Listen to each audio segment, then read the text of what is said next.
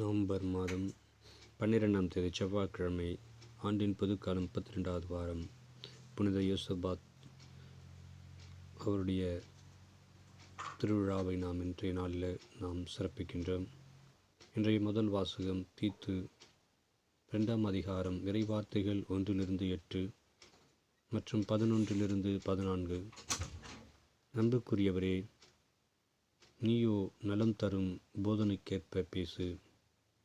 வயது முதிர்ந்த ஆண்கள் அறிவு தெளிவு, கண்ணியம், கட்டுப்பாடு உடையவர்களாயிருந்து நம்பிக்கை, அன்பு, மன உறுதி ஆகியவற்றை நன்கு காத்துக்கொள்ள சொல்.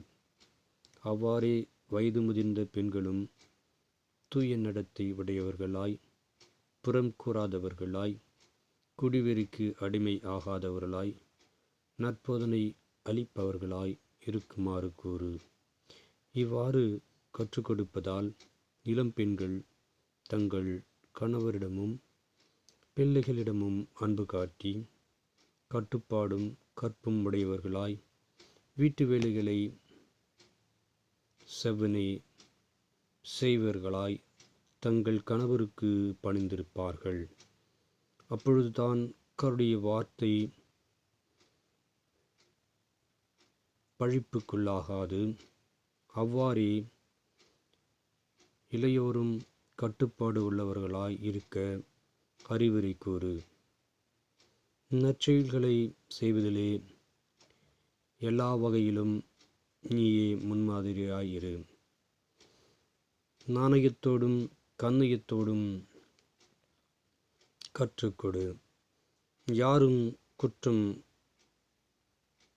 கண்டுபிடிக்க முடியாத நலம் தரும் வார்த்தைகளை பேசு.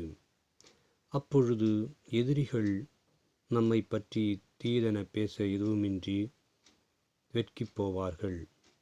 ஏனெனில் மனிதர் அனைவரும் மீட்பராம் கடவுளின் அருள் வெளிப்படப்பட்டுள்ளது.